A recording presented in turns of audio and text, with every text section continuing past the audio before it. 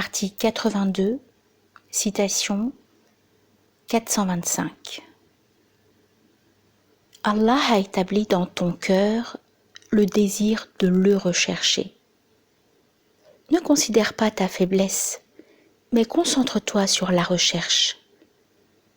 Chaque chercheur est digne de cette recherche. Efforce-toi de redoubler tes efforts, de sorte que ton âme puisse s'échapper de cette prison matérielle.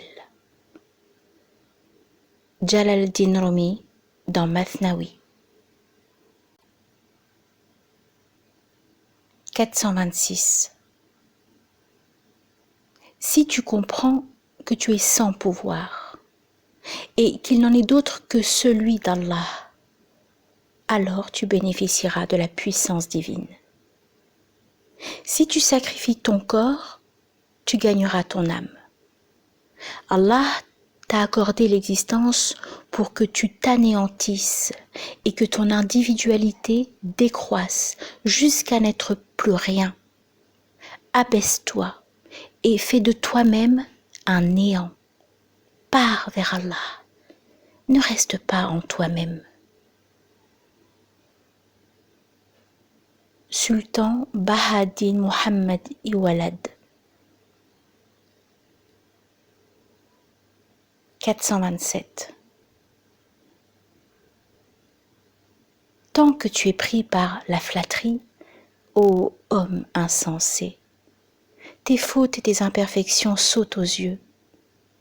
Comment ton caractère sera-t-il amélioré par la flatterie et les mensonges? Tu accumules les compliments et la louange dans ton cœur comme un trésor, mais en fait, tu reproches et critiques le spirituel qui serait meilleur pour toi. N'avale pas le miel de ceux qui sont spirituellement perdus, mais avale la bile des rois spirituels, car la gaieté et l'honneur s'en suivent. Sous l'abri, le corps devient âme. Jalal-Din Rumi dans Mathnawi. 428. On raconte que Rabi'a vit en songe l'envoyé. Sur lui soit le salut. Qui la salua et lui dit « Oh Rabi'a, m'aimes-tu » ?»« Oh envoyé d'Allah, répondit-elle, peut-il se trouver quelqu'un qui ne t'aime pas ? Et cependant l'amour du Seigneur très haut remplit tellement mon cœur qu'il n'y reste de place ni pour l'amitié, ni pour l'inimitié envers n'importe quel autre. Farid Din Attar dans Tazkirat al-Awliya, le mémorial des saints. 429.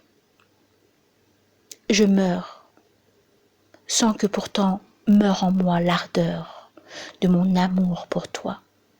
Et ton amour, mon unique but, n'a pas apaisé la fièvre de mon âme. Vers toi seul mon esprit jette son cri, en toi repose toute mon ambition, et pourtant, ta richesse est bien au-dessus de la pauvreté de mon humble amour. Je tourne vers toi ma prière, et je cherche en toi mon ultime repos. Vers toi monte ma sourde plainte, tu hantes ma secrète pensée. Si longtemps que dure ma maladie, cette fastidieuse infirmité, jamais je ne dirai aux hommes le fardeau que tu m'as fait porter. À toi seul est manifeste la lourde peine de mon cœur.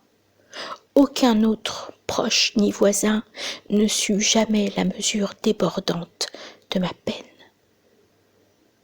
Une fièvre brûle dans mon cœur et me ravage tout entier. Elle a détruit ma force et mon appui et consumé lentement mon âme. Ne guides-tu pas dans le chemin le cavalier fatigué de son fait ? Ne délivres-tu pas des pas de la mort le voyageur vagabond ? N'as-tu pas allumé un phare aussi pour ceux qui trouvèrent la bonne direction, mais ne portaient pas dans leurs mains la plus petite lueur de son flambeau ? Oh, Donne-moi donc ta faveur, pour que je vive ainsi assistée, et par toi surmonte sans peine les rigueurs de ma pauvreté. Dhu Nun el-Misri,